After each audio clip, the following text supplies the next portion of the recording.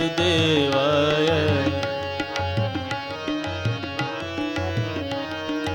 ओम नमो भगवते वासुदेवाय।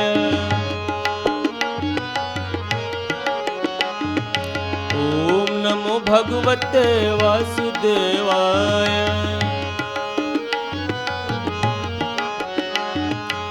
ओम नमो भगवते वासुदेवाय।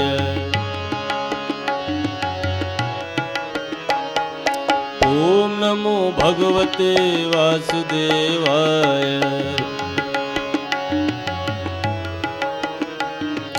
ओम नमो भगवते वासुदेवाय।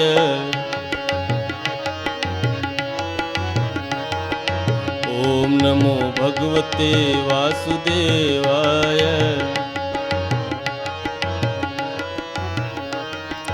ओम नमो भगवते वासुदेवाय।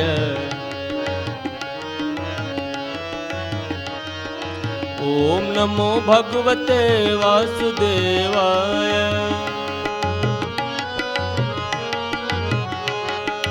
ओम नमो भगवते वासुदेवाय।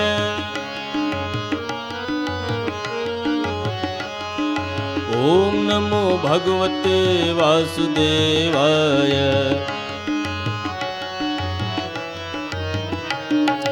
ओम नमो भगवते वासुदेवाय।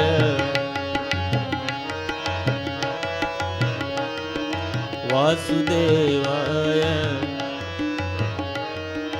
वासुदेवाय वासुदेवाय।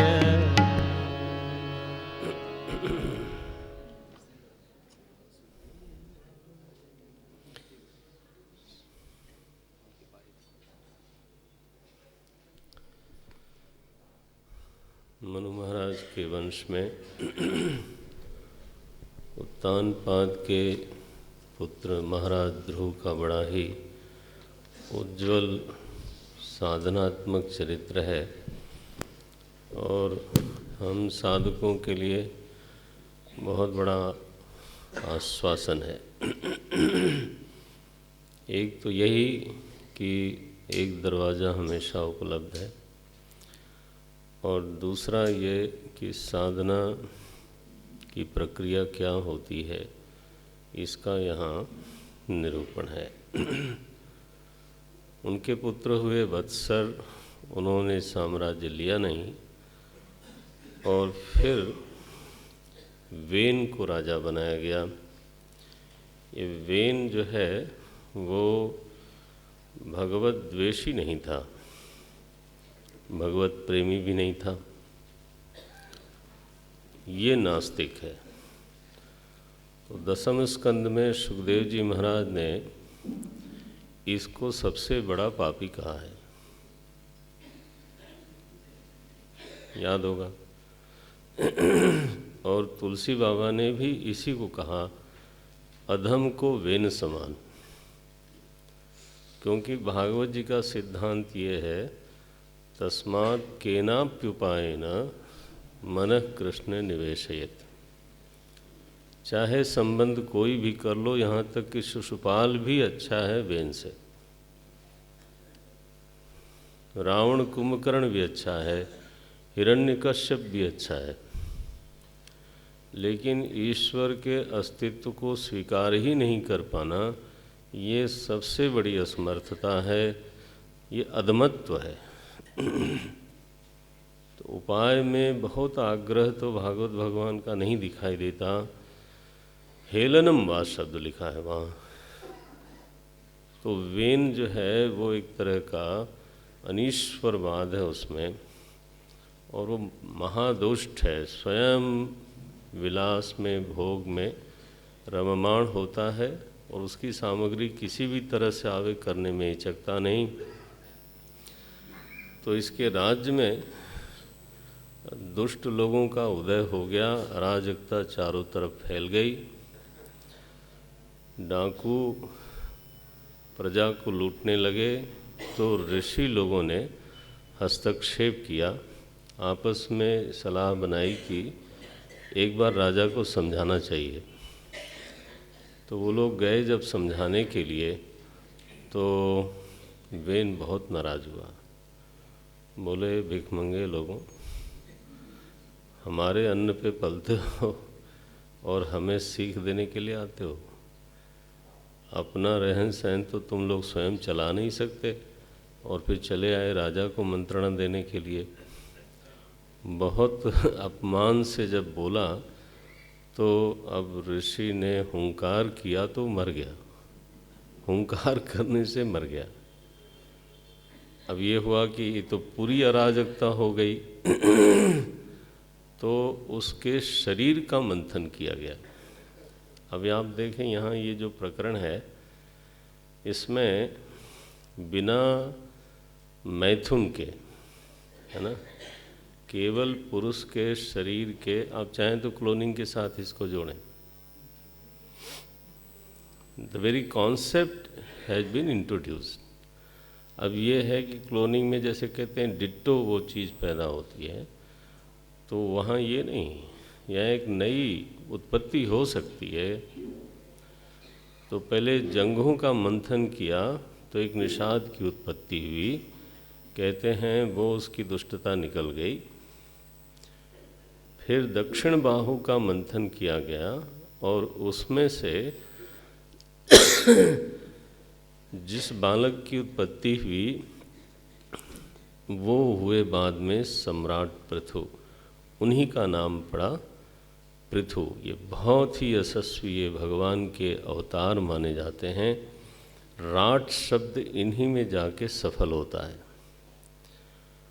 तो ज्योतिषियों ने जब वर्णन शुरू किया तो भविष्यवृत्ति से कहा, कुबेर की तरह धनी होंगे, पृथ्वी की तरह क्षमाशील होंगे, लोगों को आनंदित करने के लिए चंद्रमा की तरह होंगे।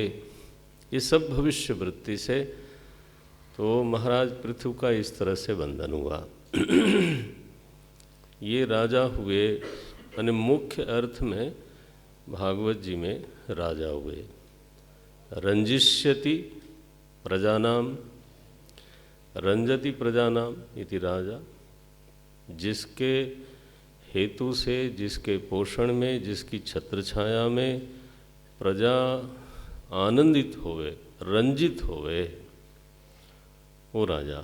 और राजा का यहाँ कर्तव्य बताया गया, प्रजापति ही वृत्ति करह, प्रजा पालक है और प्रजा को चम्मच से नहीं खिलाता, उनके लिए वृत्ति बनाता है, जीविका के साधन खड़े करते हैं। ये राजा का कर्तव्य माना गया। बाद में यही राजा हुए जिन्होंने पूर्व की अलग व्यवस्था की,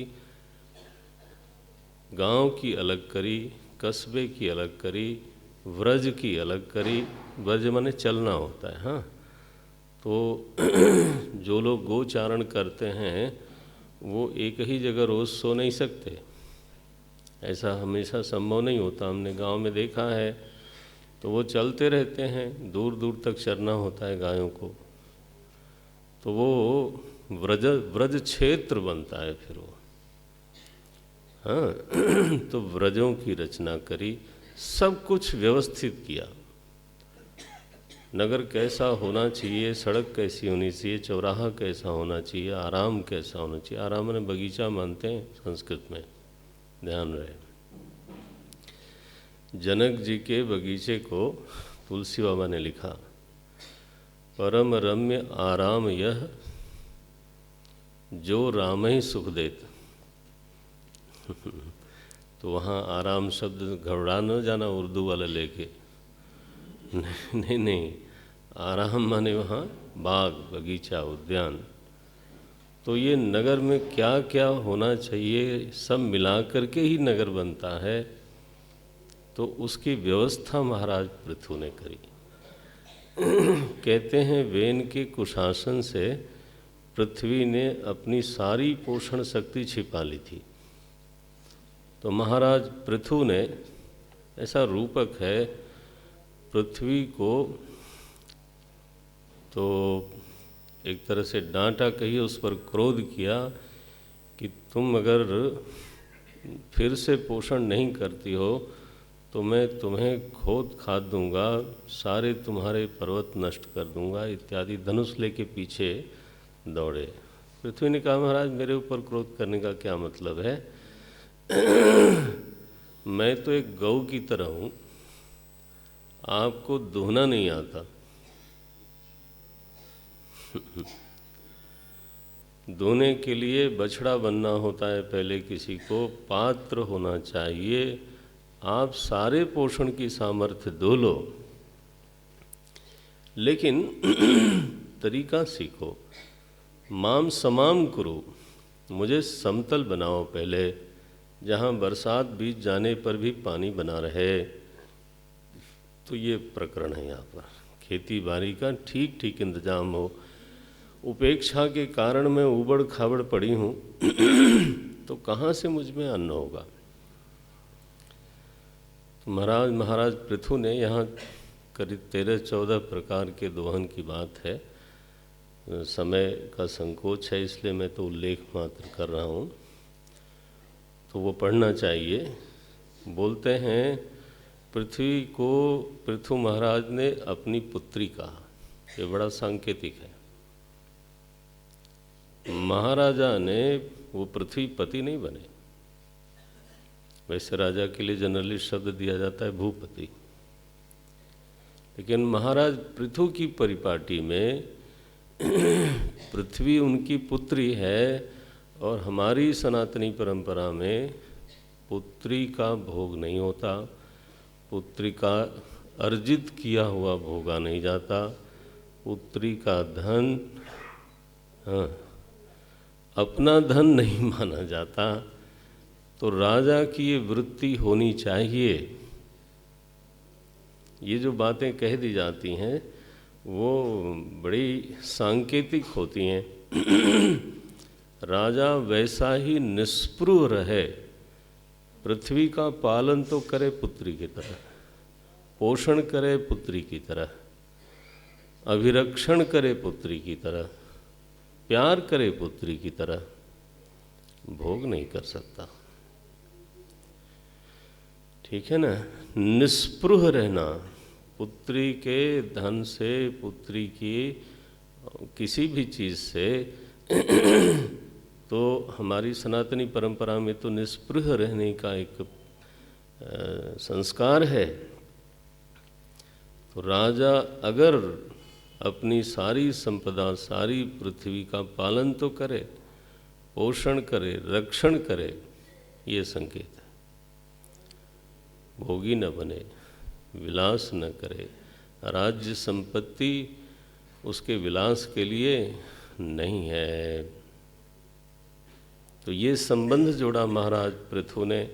और बाद में अपने राज्य काल के अंत में जब सब कुछ व्यवस्थित हो गया तो महाराज पृथु ने ही एक बार सारी प्रजा को बुला करके, मुख्य मुख्य लोगों को बुला करके, जो मानस में जैसे राम जी ने पुरजन गीता सुनाई ना, अपने नागरिकों को सुनाया, वैसे यहाँ महाराज पृथु ने सुनाया। और उसमें मुख्य बात यही है, बोलते हैं कि अगर मैं कुछ अनुचित बोलता हूँ तो आप मुझे टोकना। अस्ति कश्चित्, कोई इस सृष्टि का संचालक, नियामक, कारण, कर्ता धर्ता है, ऐसी श्रद्धा करके फिर जीवन बनाना चाहिए। तो वो चाहते हैं और उपदेश भी यही करते हैं कि प्रजा को आस्तिक होना चाहिए, प्रजा को ईश्वर प्रेमी, ईश्वर भक्त, ईश्वराश्रित होना चाहिए।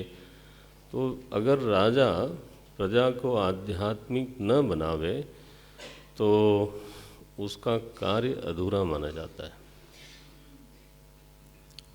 अगर परिवार में बड़े अपने परिवार वालों को ईश्वरोन्मुखी न करें तो उनका काम मैंने सेटल्ड कर दिया। हाँ, ये तो माना जाता है कि ठीक से पढ़ाना जिम्मेदारी है, माना जाता है कि सेटल करना जिम्मेदारी है, लेकिन कदाचित ऐसा नहीं माना जाता कि इनको ईश्वर की ओर उन्मुख करना भी हमारी उतनी ही बड़ी, बल्कि उससे बढ़ करके जिम्मेदारी है। बोले बच्चे सुनते ही नहीं हैं। ये सही है, हो सकता है, लेकिन अगर शुरू से ऐसा किया गया होता तो शायद ऐसा नहीं होता। लेकिन अगर नहीं भी होता है ऐसा, फिर चलो तो भी फिर कोई और उपाय रचा जाए। ये तो मेरी असफलता है। क्या इस बात को लेकर के कोई पिता बैठ सकता है कि ये तो सेटल होना ही नहीं चाहता? Will you? फिर तो नहीं, ऐसा नहीं, वहाँ ऑप्शन नहीं होता। नहीं, सुनता नहीं, कौन कहे स्वामी जी। तो वो इसलिए ऐसा हम कह पाते हैं क्योंकि हमारे चित्त में यह बात कर्तव्य के रूप में अभी बैठी नहीं है। बाकी चीज़ें हमारी बुद्धि में कर्तव्य के रूप में बैठ गई हैं। पढ़ाना मेरा कर्तव्य है। किसी भी, मान लो यहाँ एडमिशन नहीं हुआ और बच्चा स्कूल जाने में रोता है तो छोड़ दोगे? क्यों? तो ये यहाँ पर महाराज पृथु ने बड़ा बल दे करके उपदेश किया है।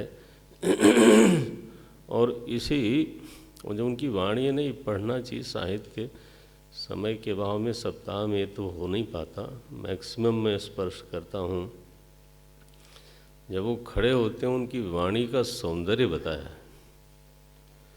चारु चित्रपदम लक्षणम, बिल्कुल स्पष्ट बोलते हैं और अलंकृत भाषा में बोलते हैं, रुचिकर बोलते हैं। ये 20वां श्लोक है 21वें अध्याय का। चारु चित्रपदम लक्षणम मृष्टम गूढ़म। जो बोलते हैं उसमें रहस्य होता है। अविक्लवम, कहीं स्खलन, हड़बड़ाहट, वो न्यूज़ रीडर कभी देखते हैं आप? रिपोर्टर से जब वो पूछता है आप वहाँ खड़े हैं, आपकी क्या राय, वो शुरू करता है हाँ करना। माने अविक्लवम। और वाणी कैसी बोलते हैं? सर्वेषाम उपकारार्थम। और ये तो बिल्कुल क्या अद्भुत साहित्य बोला है। बोले जब महाराज पृथु खड़े हुए बोलने लगे तो कुछ इस तरह से बोले कि सुनने वाले समझते हैं कि ये मेरे मन की बात है और महाराज पृथु इसको कह रहे हैं। ये वैसी कोई बात नहीं कह रहे हैं जो इनके मन की है। कैसा लिखते हैं? अनुवदन निव, तो ब्यूटी वक्ता के मुंह से, माने लोगों के साथ अगर वक्ता का दिल मिला हुआ हो, है ना, और सर्वोपकारी सही में होवे तो अनुवाद होता है। अनुवदन, हालांकि वो अनुवाद नहीं था, वो था तो उपदेश ही, वो थी तो प्रेरणा, इसलिए इव शब्द लगाते हैं। इन शब्दों पर ध्यान देना चाहिए। अनुवदन निव। कई बार हम लोग माने अगर भाषांतर ही पढ़ते रहें तो वो कई बार ब्यूटी छिप जाती है। तो सर्वेषाम उपकारार्थम तदा अनुवदन्निव अस्ति यज्ञपतिर्नाम केशांचित। कोई तो है, ये दुनिया अनाथ नहीं हो सकती। बहुत कुछ ऐसा होता है जो हमारे चाहे और किए बिना होता है, और बहुत कुछ नहीं होता है हमारे चाहने पर भी और करने पर भी। और ये उपदेश का पूरा प्रकरण चलता है। महाराज ने 99 यज्ञ किए। समय में बार बार इंद्र जो है ना घोड़ा चुरा लेता था, तो इंद्र पर रुष्ट हुए। तो ब्रह्मा जी ने समझाया कि ऐसा नहीं करो, तुमको आखिर 100 यज्ञ पूरा करके इंद्र तो बनना नहीं है। बोले नहीं बनना है। बोले क्यों? फिर उसके पीछे पड़ता। 99 ही सही, मान गए वो महाराज। और उनकी इस सहिष्णुता को देख करके तो साधु साधु लोग बोलते ही थे। वो इस योग्य थे कि उनको बहुत बड़ा, क्योंकि भगवान से वरदान उन्होंने मांगा था कि महाराज मुझे सत्संग दो, बाकी तो सब हमारे पास है, बढ़िया सत्संग दो। और सत्संग सुनने के लिए मेरे पास 10,000 कान हो, माने इतनी सामर्थ्य दो कि मैं सुनता रहूं। तो सत्संग मिला आज, और बढ़िया माने इससे बढ़िया क्या हो सकता है। सनकादि ऋषि आए, स्वागतम स्वागतम वो द्विजश्रेष्ठा यद व्रतानि मुमुक्षवः। मुमुक्षुओं के ऊपर तो आपका ऐसा अनुग्रह है, आपने कृपा करी स्वतः। स्वागत है, आसन दिया और फिर संवाद शुरू हुआ। प्रश्न किया है महाराज पृथु ने, उसका उत्तर दिया सनकादि ऋषि ने। और सारे उपदेश का प्रतिफल ये है कि महाराज पृथु को आत्मा की ब्रह्मता का बोध हुआ, अथवा ऐसा कहा जाए कि ब्रह्म बोध हुआ आत्म रूप से। दोनों तरीके हैं। आत्मा की ब्रह्मता का बोध हुआ, ऐसा कहना ठीक है। फिर इसको पलट के भी बोल सकते हैं, ब्रह्म का बोध हुआ आत्म रूप से। कैसा बोलते हैं? 37वां श्लोक है ये 22वें अध्याय का, आखिरी पंक्ति है। प्रत्यक्षकास्ति भगवान तमवे ही सोस्मि। क्या बात है, यह द्वैत वाक्य है। हे प्रभु, आज आपकी कृपा से सनकादि ऋषियों के लिए बोल रहे हैं। भगवान प्रत्यक्षकास्ति, भगवान मेरे भीतर चमक रहे हैं। प्रत्यक, पराक नहीं। भगवान प्रत्यक्षकास्ति, चकास्ति माने चमक रहे हैं। तम अवेहि सोस्मि, वो मैं ही हूँ। ये मत भिन्न नहीं है। इस रूप में महाराज पृथु को देखें। भगवान का दर्शन हुआ था तो श्रवण का वर मांगा था, लेकिन जो आत्मबोध हुआ ना, वो भागवत के दर्शन से हुआ। यही तो भागवत है। सनकादि ऋषि से उद्धार हुआ। वहाँ भी ध्रुव जी को जो शांति मिली वो मनु महाराज के सत्संग से मिली। तो ये प्रकरण आपको भागवत में अगर ध्यान देंगे तो दिखता रहेगा। नारायण, ये संवाद इस तरह से पूरा होता है। बहुत सुदीर्घ प्रकरण भागवत जी में आया है इसके लिए। इसी वंश में एक राजा हुआ प्राचीन बरही।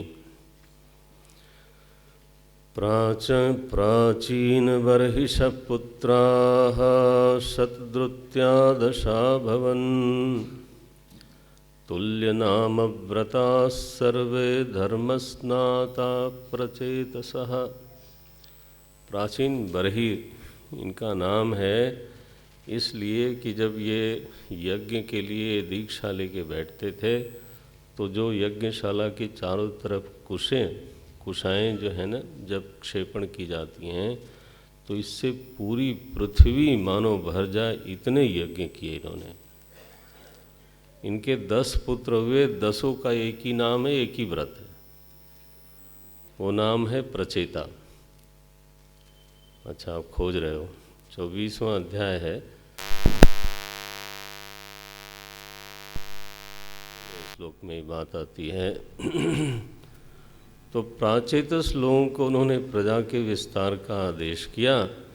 तो प्रजा के विस्तार के पहले उन्होंने बल संचय के लिए तप किया और उपदेश दिया रुद्रों ने। उस उपदेश को लेकर के फिर ये लोग तप करने के लिए चले गए। और प्राचीन बरही अपने पुनः यज्ञ में निरत हुए तो नारद जी को उनके ऊपर करुणा हुई। नारद जी ने कहा एक आदमी ऐसा है, ये निरंतर यज्ञ में व्यस्त रहता है, आखिर नारद जी को उपदेश करने की इच्छा क्यों हुई? प्राचीन बरही के मन में जिज्ञासा नहीं थी, वो चाहता भी नहीं था इस तरह का, न तो अपेक्षा करता था कि कोई मुझे आकर के उपदेश करे।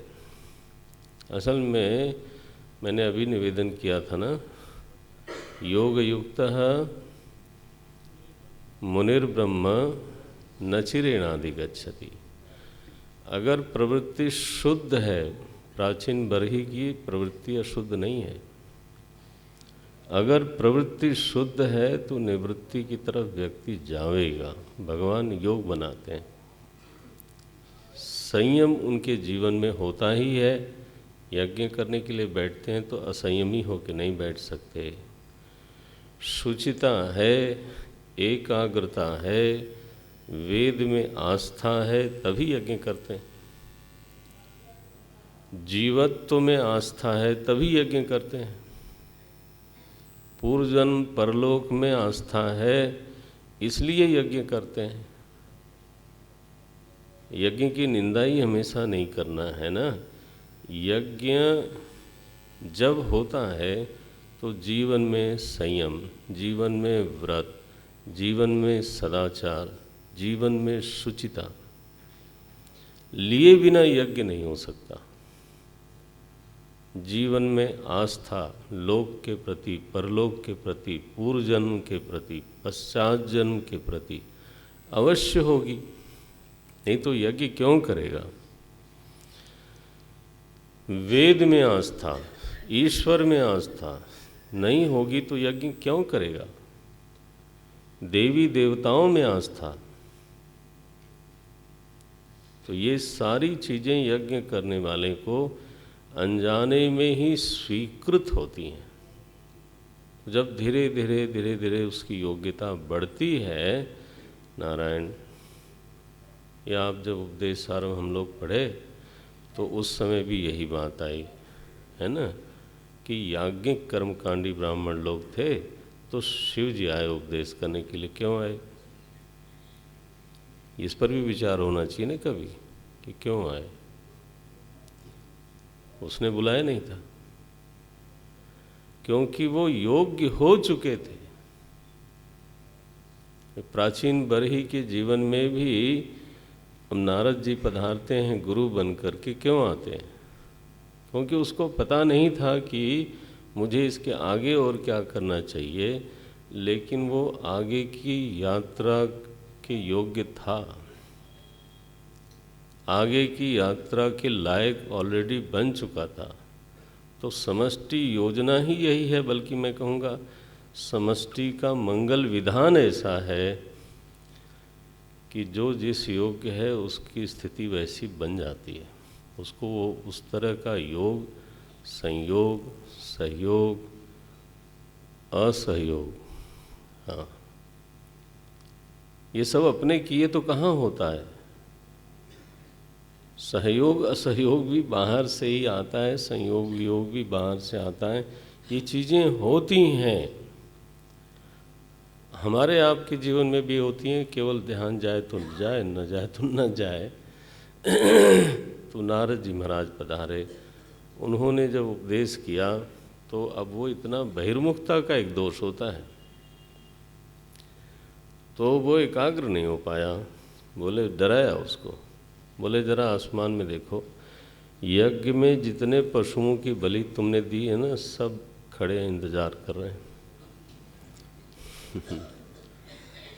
और वो तुम्हारे साथ वही करने वाले हैं जो तुमने उनके साथ किया है। तो थोड़ा विरत करने के लिए इस तरह की बात की। उसने कहा, प्रभु न जानामि महाभाग परम कर्मापविद्धि ही ब्रूहि में विमलम ज्ञानम ये न मुच्चेम कर्म भी।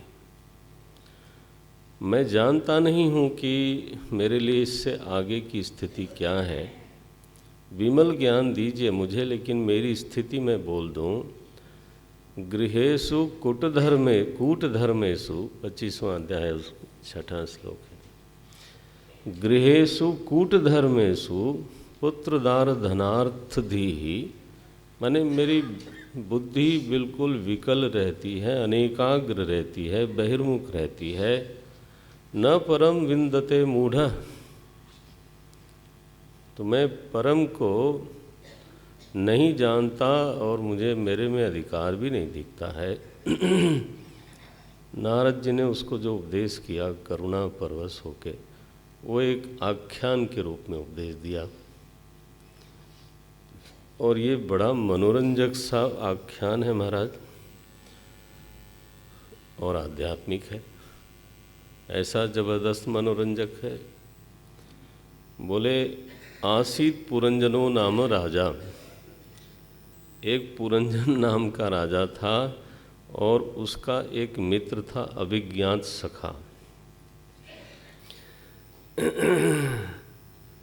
वो जाना तो नहीं जाता था कि वो कहाँ है कैसा है, लेकिन सखा है, वो सुहृद है, निरंतर उसके साथ रहता है, सलाह देता है, भीतर से प्रेरणा देता है। अंतर्यामी की बात कर रहे हैं, भीतर से प्रेरणा देता है, प्रेरणा मालूम पड़ती है, प्रेरणा देने वाला पकड़ में नहीं आता।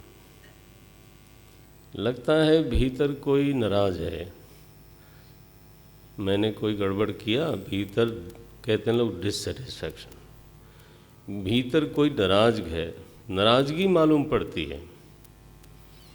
कौन नाराज है ये नहीं मालूम पड़ता, खुशी मालूम पड़ती है। कोई अच्छा काम हुआ, बोले बड़ी तृप्ति हुई, कोई पुरस्कार दिया किसी ने, नहीं, भीतर से तृप्ति हुई, गुड, तृप्ति हुई ये मालूम पड़ता है, लेकिन वो कहाँ से आई, किसने दिया, इसको बोलते हैं अविज्ञात। परिस्थिति विशेष में भीतर से सलाह आती है, लेकिन वो सलाह देने वाला कौन है वो पकड़ में नहीं आता। एक जगह व्युत्पत्ति पढ़ी मैंने, समानम ख्यातिम समाना ख्याति ये शाम ते सखा, ते सखाया। सखा शब्द का व्युत्पत्ति बताई, जिसकी ख्याति समान हो, एक साथ जिसका नाम लिया जाए, कृष्णार्जुन संवादयो हो, एक साथ नाम लेने लग जाएं लोग, तो उसको बोलते हैं सखा। और आपका कैसा होता है? आप में तो दो कोई देखता ही नहीं है। आप ही दिखाई देते हो, और हमको भी मैं ही दिखाई देता हूँ। ध्यान न दें तो अपना मित्र भी नहीं दिखाई देता, जो भीतर वाला मित्र है। तो ये अभिज्ञात सखा हैं। नारायण ये श्रीमान जी एक बार भ्रमण करते करते तो हिमालय के दक्षिण दिशा की तरफ चले हैं। वहाँ घूमते घूमते घूमते घूमते उनको एक नगरी मिली, नवद्वार थे उसमें। उनको लगा ये बहुत ज़बरदस्त, ऐसा सुंदर नगर है। उसमें एक उनको युवती तरुणी, ये तो इतना वर्णन है महाराज, इस श्रृंगार का क्या वर्णन होगा। अत्यंत सुंदरी तरुणी वहाँ से आ रही थी सामने से। ये महाराज बगीचे में भ्रमण कर रहे थे। उसके आगे आगे उसका रक्षक एक सांप है 5 फड़ों वाला, वो चल रहा था। अब सोचो ऐसा बॉडीगार्ड हो। हाँ, और 10 सेविकाएं, 11 सेविकाएं, ये सब साथ में तामझाम था। जब मिले आपस में, अब ये महाराज देखते ही मोहित हो गए। फुल टास। तो ये देखते ही मोहित हुए। का त्वम कंज पला साक्षी, क्या बढ़िया है, कविता निकलने लगी देखते ही। तो का त्वम कंज पला साक्षी कस्यासी, तुम किसकी हो, किसकी पुत्री हो। यह कुतः सती, और यहाँ कैसे आई हो। इस पूरे नगर को तो प्रकाशमान करती हुई घूमती हो, आप मेरे प्रश्नों का जवाब दो। तो वो महाराज, क्या बोलता हूँ मैं, अत्याधुनिक, उन्होंने मोस्ट मॉडर्न, उसने कहा देखो I don't believe in background. ये तुम गोत्र जाति कुंडली मिलाओगे तो ये तो बात बनने वाली नहीं है। नो नो नो, मुझे ये नहीं मालूम कि मेरे माता पिता कौन है। मैं इस समय यहाँ हूँ और आप हैं। अब बोलो आपको क्या कहना है। इन्होंने कहा मैं तुम पर मुग्ध हूँ। बोले मेरी भी वही दशा है। मैंने बहुत जल्दी सब कुछ हो गया और उनका विवाह हो गया। न विदाम वयम सम्यक कर्तारम पुरुषर्षभ, ये माता पिता की बात न पूछो। आत्मनश्च परस्यापि गोत्रम नाम च यत्कृतम, ये गोत्रादि में मैं कुछ जानती नहीं। यह अद्य संतम, मैं इस समय यहाँ हूँ और आप भी हो। बस विवाह हुआ है और फिर तो आपस में ऐसा रमण हुआ इनका, ऐसी आसक्ति हुई पुरंजन की पुरंजनी में कि वो जो चेष्टा करे लगे कि वही चेष्टा मैं कर रहा हूँ। ऐसी पत्नी भक्ति बिल्कुल रिकॉर्ड है। क्या बोलते हैं, चाहे आप गिनीज बुक कहो, चाहे ओलंपिक कहो, जो मर्जी कहो, वो रिकॉर्ड कोई तोड़ ही नहीं सकता, क्योंकि कुछ चीज़ें ऐसी हैं जो हो नहीं सकती। लिखा है यहाँ 57वें श्लोक से ये मनोरंजन शुरू होता है। बोले क्वचित पिबंत्याम पिबती, ये महाराज जो हैं पानी तब तक नहीं पीते थे जब तक वो पीती नहीं थी। जब वो पीती थी तब ये पीते थे, जब वो खाती थी तब ये खाते थे, जब वो जम्हाई, अब ये बात जो है मेरे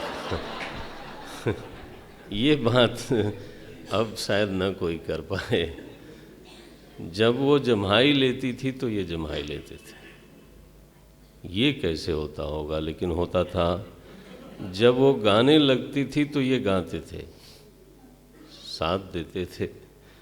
गायंती क्वचित गायति गायंत्याम, और अगर कहीं वो रोने लगी तो ये भी महाराज सुबुक सुबुक जो है ये आंसू कैसे एकदम से निकलते होंगे। क्वचित हसंत्याम हसती, जब हंसती थी तो इनको तब तक चुप रहते थे, मुंह बंद किए, जैसे ही हंसी वो हंसे। जब वो जल्प करती थी, गपशप करती, तब ये गपशप करते थे। ये तो आप कर सकते हो। क्वचित धावती, जब वो दौड़ती थी तो ये भी दौड़ते थे। जब वो सोती थी तब ये सोते थे, माने नींद भी तभी आती थी, एक साथ दोनों की नींद आती थी। अब ये देखो, अब आप नहीं कर सकते। क्वचित शृणोती, जब वो सुनती थी तभी ये सुनते थे। अब ये कान कैसे आप कंट्रोल करोगे। मैंने उसका मन कहीं चला गया और वो बैठी भी हो न सुने तो इनका भी मन कहीं हाँ, ऐसा होता था। कचित जिघ्रति, जब वो सूंघती थी, अब सुगंध है तो फिर तो। क्वचित जिघ्रति जिघ्नन्त्याम स्पृश्यन्ताम स्पृशति क्वचित, जब वो छूती थी तब ये छूते थे, जब वो शोक करती थी तब ये भी शोक करने लगते थे, हर्षित होती थी तो हर्षित होते थे। ऐसी गहन आसक्ति महाराज। एक बार ये उसको बिना बताए चले गए शिकार खेलने, देर में लौटे वापस तो वो कोप भवन में थी। पहले देखो ऐसे घर होते थे, गुस्सा होने के लिए घर था। अभी गुरुजी ने एक दिन कहा कि अब सारे कमरे उसी के लिए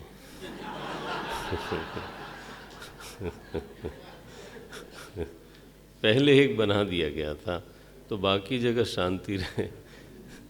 तो ये तो वो कोप भवन जब सुना महाराज तो ये सूख गए, बोले अरे इतनी गलती हुई तो कैसे मनाया जाता है। तो देखो अब आप लोग भी करते ही होगे, लेकिन देखो ये ऐसा यहाँ लिखा है, मिला लेना आपस में, उसमें क्या है। तो ये 20वां श्लोक है, ये 26वें अध्याय का। महाराज उनके दोनों पैर अपनी गोद में लिया उन्होंने। पस्पर्श पाद युगलम, हाँ, पैर ऐसे गंदे फंदे नहीं रहे होंगे, ठीक ठाक ही होंगे। तो पस्पर्श पाद युगलम आह च उत्संग लालितम, गोद में ले करके उसको सहलाते हुए, ये विधि है।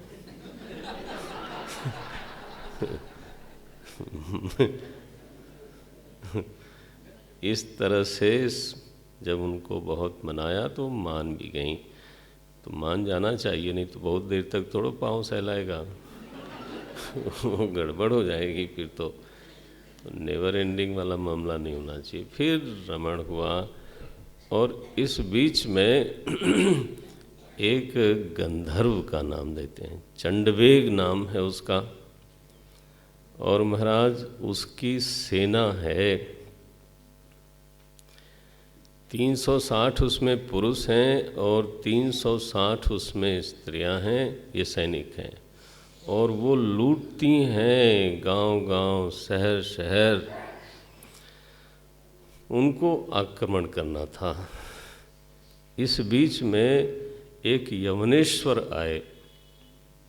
तो ये यवनेश्वर हैं, ये युद्ध के लिए आए थे। तो चंडवेग ने कहा महाराज हमारा आपका दुश्मन एक ही है, पुरंजन नगर पर हम लोगों को आक्रमण करना है। हमारा भाई पहले ही वहाँ पहुँचा हुआ है, उसका नाम है प्रज्वार, वो काम कर रहा है, अब हम लोग चलते हैं। और महाराज इस तरह से सेना जुटा करके एक भयंकर आक्रमण उस नगर पर हो गया और हारते गए लोग अंततः। तो बाद में प्रज्वार ने आग लगा दी नगर में। वो सांप बेचारा बहुत दिनों तक लड़ता रहा, बाद में नगर से निकल के भागा। अब ये पुरंजन श्रीमान जी जो हैं वो पुरंजनी का ध्यान करते हुए मरे। तो अगले जन्म में बताया गया था पहले, हाँ, तो अगले जन्म में वो विदर्भ देश में वैदर्भी होकर के जन्मे और उनका विवाह भी वहाँ हुआ। राजसिंहस्य वेशमणि उपेय में वीर्य प्रणाम वैदर्भी मलयध्वज, ये मलयध्वज से उनका विवाह हुआ। फिर एक गृहस्थ जीवन चला और मलयध्वज की मृत्यु हुई तो ये विलाप कर रहे थे श्रीमान जी। तो पुरुष रूप से भी विलाप कर रहे थे और जो कर रहे थे आपने देखा, और स्त्री रूप से भी यही कर रहे थे। तब अभिज्ञात सखा प्रकट हुआ। उसने कहा मित्र तुम मुझे पहचानते हो, मैं तुम्हारा सखा हूँ, मेरा नाम अभिज्ञात है, तुम जानते हो। कभी सोचा है कि तुम सोचने वाले कौन हो? अब यहाँ से वो उपदेश शुरू होता है। और फिर 29वें अध्याय में तो इसका आध्यात्मिक लक्षण किया गया। वो कहते हैं पुरंजन जो है ना, ये जीवात्मा अथवा पुरुष है, और ये जो बुद्धि है ना ये पुरंजनी है। अब बुद्धि कहाँ से उत्पन्न हुई ये सच में देखा जाए तो अनिर्वचनीय है, ये अनादि है। अगर जगत दृष्टि से देखा जाए तो बुद्धि नाम की जो चीज़ है वो अनादि है। उसकी उत्पत्ति का कारण तो बताया जाता है, उत्पत्ति की तिथि नहीं बताई जाती। ध्यान में रहे जरा ये, उत्पत्ति माने सनातन धर्म में, वैदिक धर्म में उत्पत्ति माने अभिव्यक्ति होता है। जीव की उत्पत्ति का मतलब जीव का पराग भाव था सो नहीं, जीव लीन पड़ा था उसकी अभिव्यक्ति हुई। बुद्धि लीन पड़ी थी पहले से, उसकी अभिव्यक्ति हुई। बुद्धि का उपादान कारण क्या है? वो पंचभूत है, वो ठीक है। बुद्धि का उपादान कारण क्या है? पंचभूत का सत्वांश है, वो ठीक है। लेकिन किसी काल विशेष में बुद्धि उत्पन्न हुई, पहले वो नहीं थी। आप जानते हो इसका मतलब क्या है? अगर बुद्धि नहीं होगी, अंतःकरण कोई समय रहा होगा जब नहीं रहा होगा, तो चेतन अंतःकरणावच्छिन्न कभी नहीं रहा होगा, तो जीवत्व नहीं रहा होगा। और जीवत्व नहीं रहा होगा तो क्यों शुरू हुआ, कब शुरू हुआ, ये व्याख्या कोई नहीं कर सकता। जीवत्व अनादि अविद्या के कारण है, तो वो स्वयं भी अनादि है। तो इंद्रियां और बुद्धियादि भी अनादि हैं। इसीलिए तो उसने कहा, पुरंजनी ने, मेरा गोत्र क्या है मैं नहीं जानती, मेरा कौन करने वाला है वो मैं नहीं जानती, और इसके चक्कर में तुम भी न पड़ो। फिर बोले इस समय मैं हूँ, ये तो मालूम है ना आपको। देखो यही सच्चाई है, इस समय हमारी बुद्धि मेरे पास है, ये एक सच्चाई है। और उसके साथ हमारा अन्योन्याध्यास हुआ पड़ा है। सिंपल बात है। अंतःकरण में चेतन का ज्ञान आरोपित है, चेतन की सत्ता आरोपित है, चेतन की स्फूर्ति आरोपित है। और तो और ये जो हमको लगता है कि हम कभी नहीं मरेंगे, ये इसीलिए लगता है क्योंकि मेरा स्वरूप ही अमृत है। और जब ये कदाचित चर्चा चलने पर कहते हैं कि हम सभी मरेंगे ही, तो ये देह धर्म का आरोप हुआ। इसलिए भय भी है और मृत्यु का ख्याल भी नहीं है। अब ये कितना कॉन्ट्रडिक्शन है। एक तरफ मृत्यु का ख्याल ही नहीं आता, एट द सेम टाइम भय भी है। ये अन्योन्य अध्यास इसको बोलते हैं।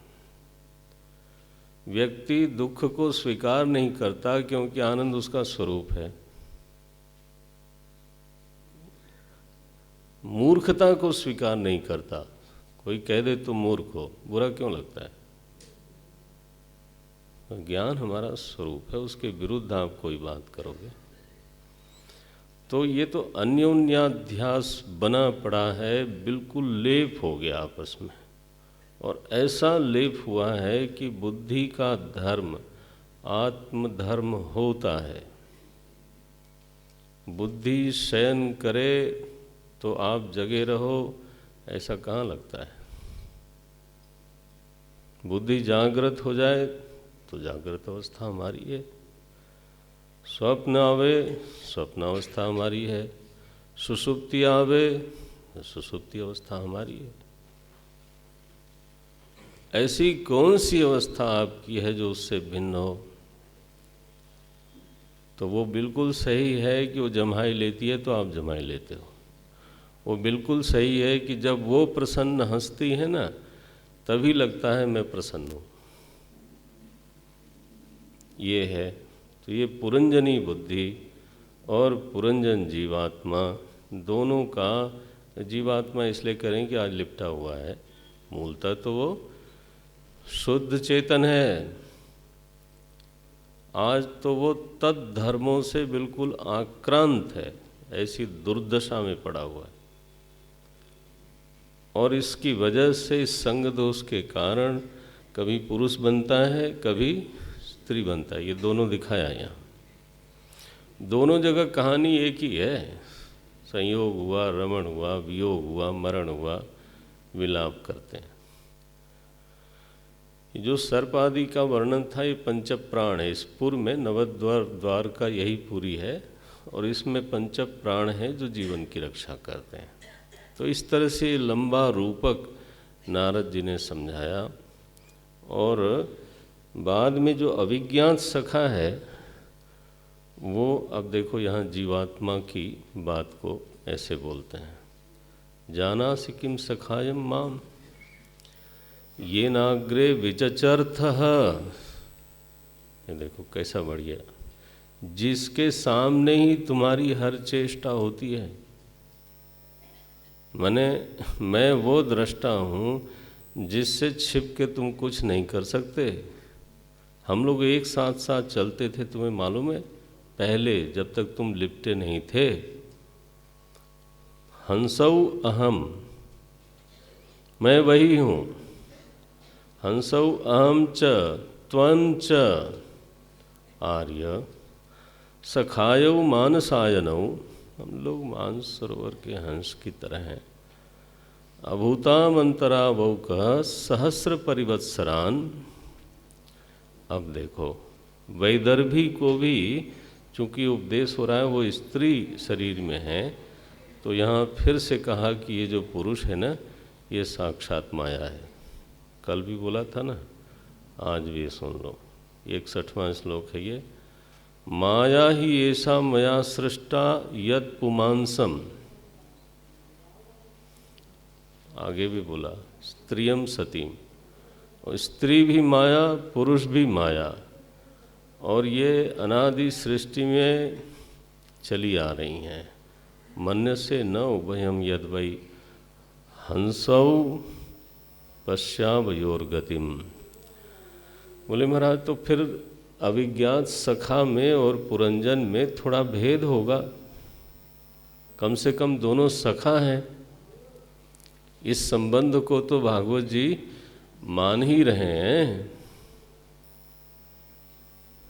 ये तो बात बनी ना, एक प्रेरक है, एक प्रेरित है, एक सलाह देता है, एक सलाह लेता है।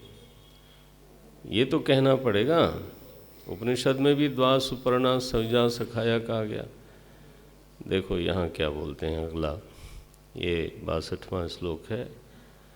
अहम भवान न च अन्यस्त्वम। मैं आप ही हूँ, आप मैं ही हूँ, हम में अन्यता वास्तव में नहीं है। और फिर आगे क्या बोलते हैं, त्वम एव अहम विचक्षभो हो। आप जरा इस सत्य को देखो कि जो तुम हो वही मैं हूँ। वहाँ कोई दो सत्ता नहीं है। अंतःकरणाभिमानी, ध्यान देना, हाँ, अंतःकरणाभिमानी और अंतःकरण का अंतर्यामी वही चेतन जब अभिमान करता है अंतःकरण से कि अंतःकरण मेरा है, तो वो जीव है।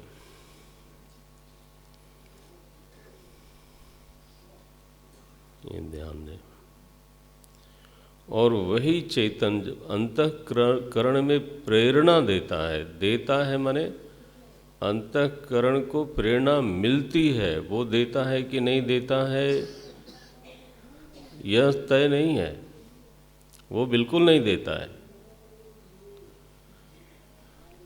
लकड़ी अग्नि के पास रखी हो तो वो जलती है, अग्नि उसको जलाती है।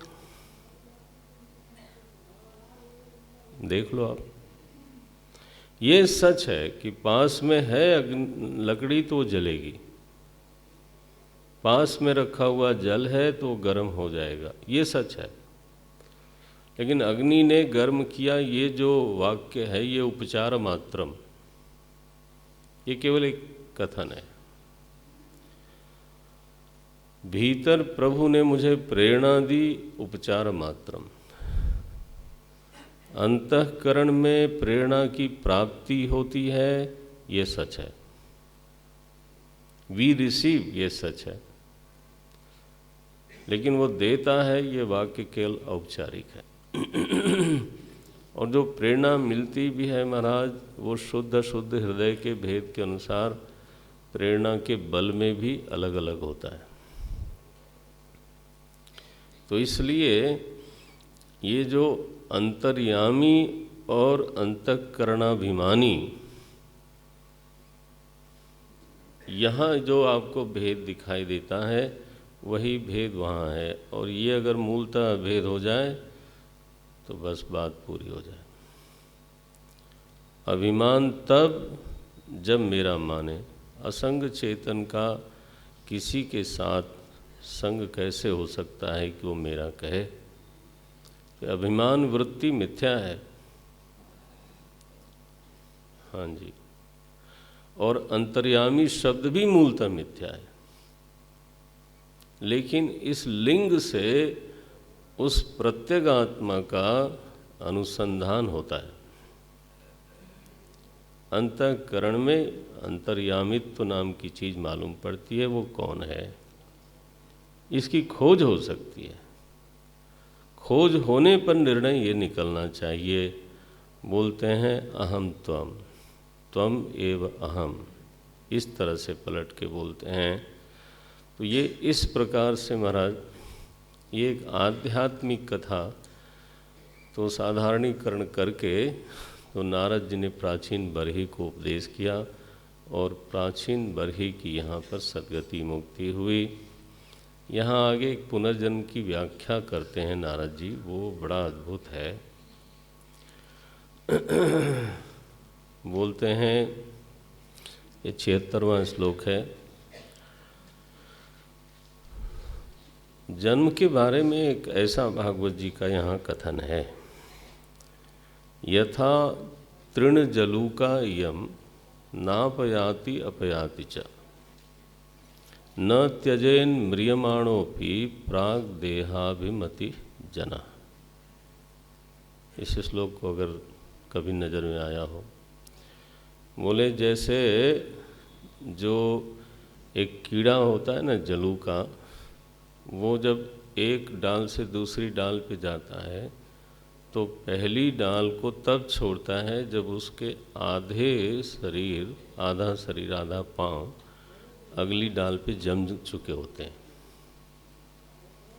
न त्यजेत, ये देखो, वो पिछले डाल पर भी अपना पैर रखता है, अगली डाल पर भी पैर रखता है, और जब वहाँ जम जाता है तब इसको छोड़ता है।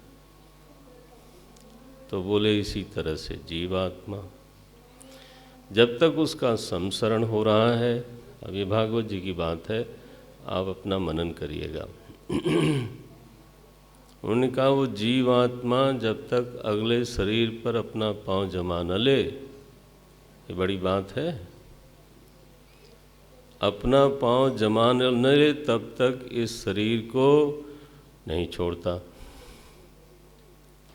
हर हर महादेव। म्रियमाणे भी, अब ये एक शब्द लिखा, अगर उसको अगला शरीर नहीं मिला तो पिछले शरीर को नहीं छोड़ता, मर जाने पर भी। क्या बोलेंगे उसको? हाँ वही है, ये शब्द डाल दिया। न त्यजेत म्रियमाणोपि प्राग देहाभिमति जना। वो जो पूर्व देह में उसकी बिल्कुल अभिमति है, वो छूट नहीं सकती। तो इस तरह से देह के साथ जीवात्मा ऐसा चिपक गया है, देहालंबन लेकर के अगली देह का आलंबन ले लेता है, तब इस देह को छोड़ता है। तो ये स्थिति करी है। तो नारायण इस तरह से फिर प्रचेता लोगों की कथा है। प्रचेता लोगों ने विवाह किया और अंततः उन लोगों ने भी प्रजा का विस्तार किया। विदुर जी ने चौथे स्कंद तक कथा सुनी और मैत्रेय ऋषि से उन्होंने कृतज्ञता ज्ञापित करी है और ये 31वें अध्याय में विदा लेते हैं। इति आनम्य 30वां श्लोक है। इति आनम्य तमामंत्र्य विदुरो राजसाह्वयं स्वानां दिदृक्षु प्रययौ ज्ञातीनां निर्विताशयः। विदुर जी तृप्त हो गए, उनकी सारी शंकाएं छिन्न भिन्न हो चुकी हैं और अब उन्होंने प्रणाम किया, आज्ञा ली और अपने लोगों को स्वानाम, तो वहाँ फिर यहीं से फिर वो हस्तिनापुर लौट करके गए थे। तो धृतराष्ट्र को उन्होंने उपदेश किया था। तो स्वानाम दिदृक्षु प्रययौ,